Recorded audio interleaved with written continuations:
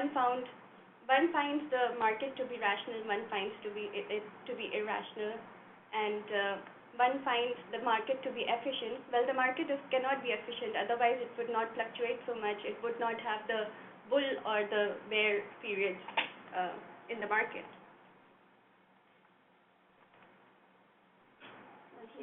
Here are my list of super investors that I chose for my presentation or assignment.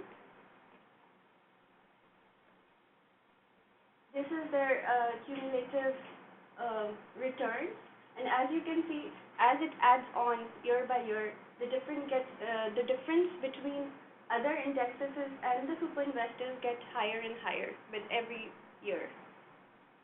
That Prem Watsa just beaten everybody? Yes. The highest one. Okay. He's actually called the Warren Buffett of Canada. Mm-hmm. So my first super investor is Gruman. I hope I'm pronouncing right. And his philosophy is also like Warren Buffett.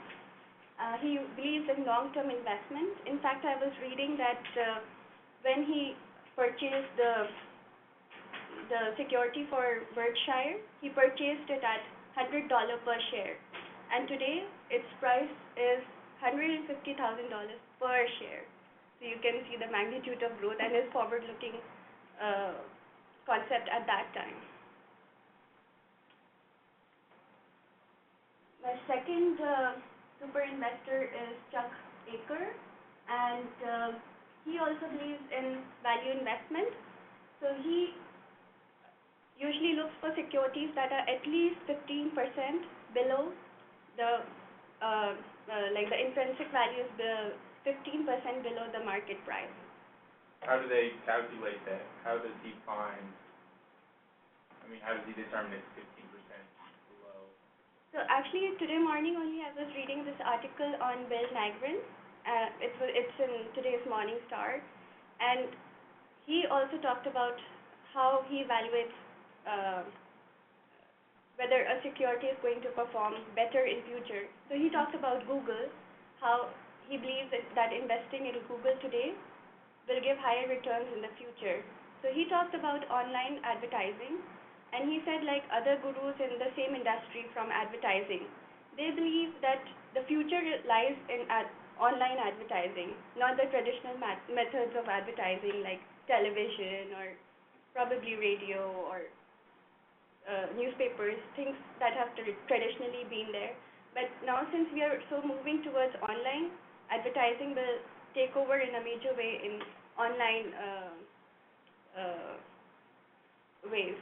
And since Google is the leader today in online advertising, he said it makes sense to invest today in Google for future, and that's how they evaluate whether it's going to be fruitful in the future or not.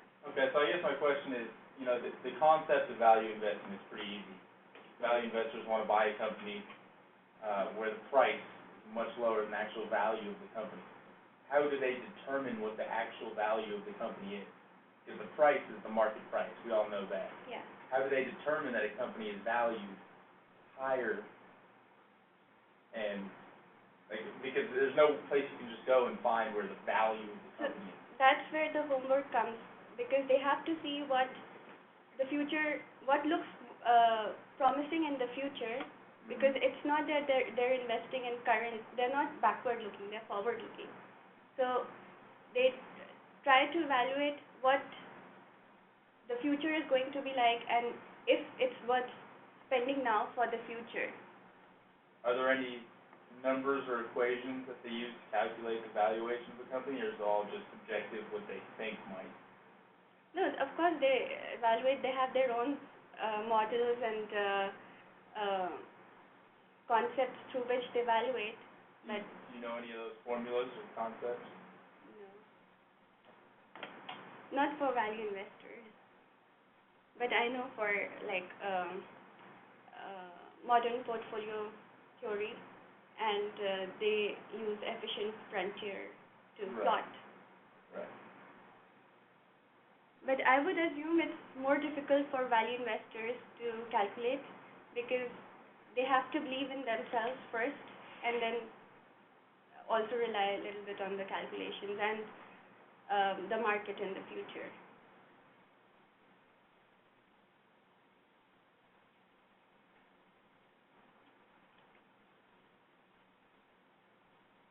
The third investor that I chose is Ian Fleming.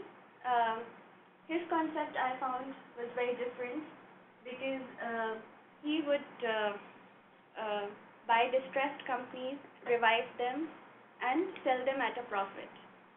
So maybe this would answer a little bit of your question because if you really believe in a company and you think it will perform better in the future, it's worth investing in that company for future, like how Geico performed better over the years. And No, I get that part. I'm looking for something more numerical or empirical. Not just like what an advisor thinks the company might do in the future, because everyone can have their own opinions, and he could be right, he could be wrong. I'm looking for more an equation of how they actually evaluate companies. You get what I'm saying? Am I not making this clear? Yeah. I mean, because I haven't really thought about how to ask this, but I just want to know how people determine what the true valuation of the company. no.